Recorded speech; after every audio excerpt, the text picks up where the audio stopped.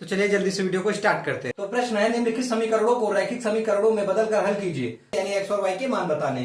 तो सबसे पहले क्या करने वाले, जो समीकरण दिया गया इसे लिख लेते। दिया हुआ है एक्स प्लस वाई बराबर 10xy, इसे मान लेते हैं समीकरण नंबर 1। और दूसरा समीकरण दिया गया है एक्स माइनस वाई बराबर 6xy, इसे मान लेंगे समीकरण नंबर 2।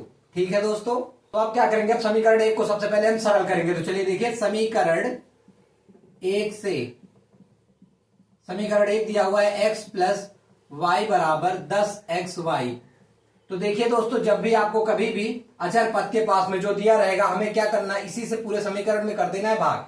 तो चलिए देखिए, x बटा यहाँ पर xy दिया तो हम xy से भाग कर देंगे, प्लस यहाँ दिया हुआ है y, इसके बटे में भी लिख देंगे xy बराबर यहाँ पर भी लिखेंगे 10xy बटा xy।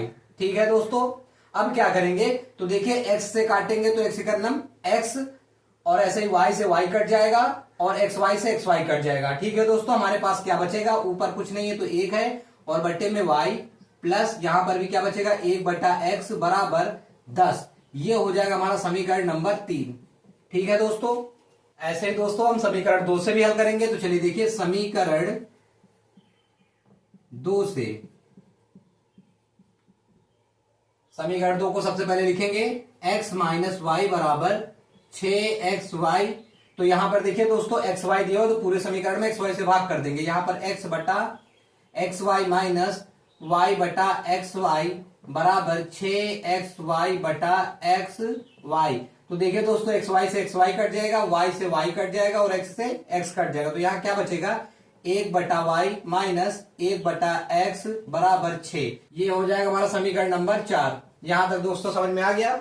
अब हम क्या करेंगे, समीकरण 3 व 4 को हल करके एक्स वाई का मान बड़े आराम से निकाल सकते। चलिए देखिए दोस्तों, समीकरण 3 व 4 से सबसे पहले हम समीकरण 3 को लिख लेते हैं दोस्तों। दिया हुआ समीकरण 3 ये रहा, 1 बटा वाई प्लस 1 बटा एक्स बराबर 10, और समीकरण 4 दिया हुआ है 1 बटा वाई माइनस 1 बटा एक्स बराबर 6 दिया हुआ है।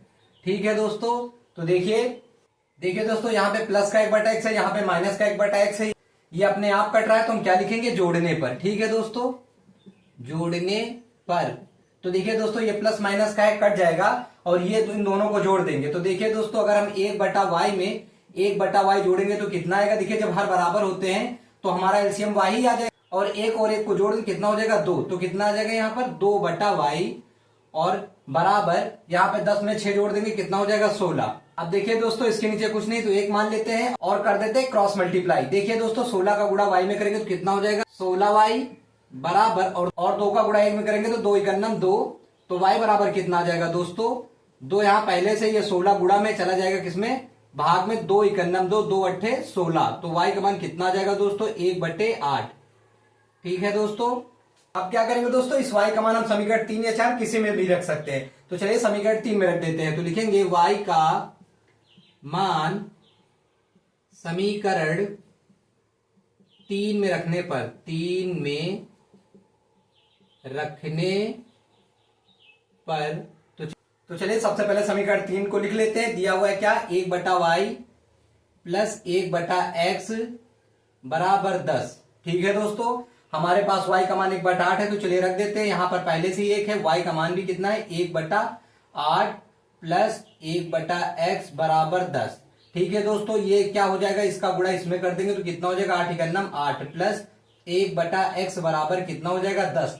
तो देखिए दोस्तों, 1 बटा एक्स बराबर 10। तो यहाँ दोस्तों पहले से ये प्लस का 8 बराबर उस पर आ जाएगा, कितना हो जाएगा, माइनस का 8। तो 1 बटा एक्स बराबर 10 में से 8 घटा दें, कितना आ जाएगा दोस्तों, 2, और बट्टे में कितना आ जाएगा, 1। इसके बाद क्या करेंगे दोस्तों, फिर से वही क्रॉस मल्टीप्लाई, 2 का गुणा x में करेंगे कितना हो जाएगा, 2x बराबर 1 का गुणा 1 में कर देंगे तो 1 एकन्नम 1। तो x बराबर कितना आ जाएगा दोस्तों, 1 वहां पहले से 2 गुणा में चला जाएगा किसमें, भाग में।